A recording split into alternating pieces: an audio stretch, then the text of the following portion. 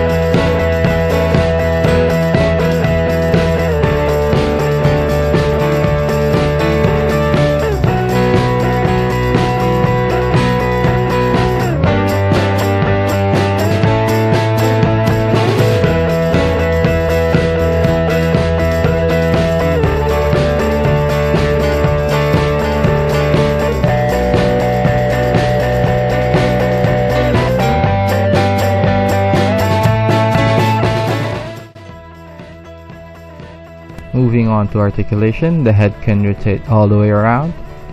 It can look up by that much, and it can also look down at that angle. It can slightly tilt its head, but it tends to fall back in place. The arms and shoulders can rotate all the way around. It can move sideways by that much. The cape can hinder the articulation a bit, but it's soft, so you can still move the arms upwards and sidewards and will still hold their pose. It has bicep rotation. It has double jointed elbows, and the wrist can rotate all the way around, and it allows the hand to move up and down. And for the torso, it can bend forward really well, that angle, and it can also lean back by that much.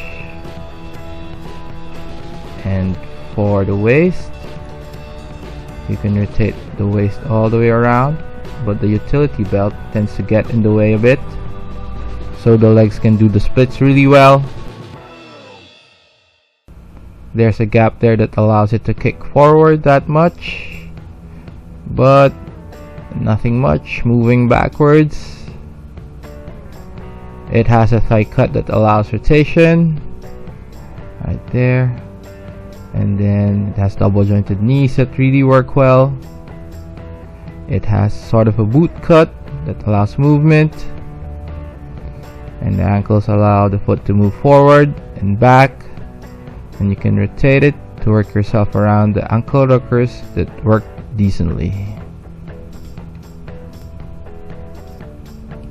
And moving on to size comparison, here he is next to the DC Collectibles Capullo Joker, Catwoman, the first Icons Batman, the Rebirth Icons Batman, and the Capullo 0-Year Batman.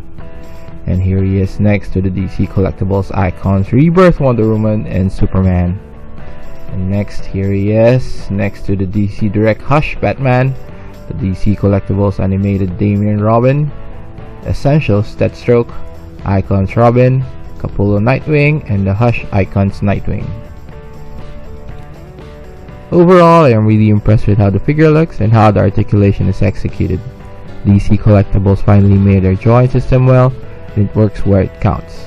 It might not be perfect, but it works well on some poses. It has a bit of a ratchet system. It really is good, but nowhere near the level of an SHF or Mafex. But this is somewhat at par with what the basic Marvel Legends figure is giving us. And now onto the Sculpting and Paint. The design is based on Jason Fabok's art and was sculpted by Paul Harding. The sharpness of the details pop out. The head looks nice with all the angles, the expression. The armor plates on the gloves, the muscles, belt are well sculpted, and the paint is really neat except for the belt part. Close-up shots of the figure really make the details come out alive. Now for some minor nitpicks, DC Collectibles need to work on their joint system to make the ratchet joints hold a little better. My Batman's leg and hip joints seem to soften a bit through some posing. The ankle articulation design is a bit annoying to work with, and with Batman being back heavy because of his cape, this gives the figure a hard time standing up on its own. Lastly, the accessory department is weak as hell. They only gave us a Batarang. The hands are a bit easy to pull, so I'm guessing they were planning to provide extra pairs, but they just didn't bother at the last minute. And lastly, the cape. This is more of a wish list, but wired soft goods cape can really bring out the best in poses. The soft rubbery cape somehow impacts overlook on how a dynamic pose is executed. So overall, I'm giving this figure an 8.5 out of 10. We finally get a nicely sculpted and well detailed Batman figure with an articulation that can hold its own, much like Marvel Legends. And despite the lack of accessories, this is still a great start for the Essentials line, and I'm still hoping they could improve moving forward. I highly recommend this figure for all the Batman and DC aficionados out there. That's it. Thanks for watching. Please like, share, and subscribe.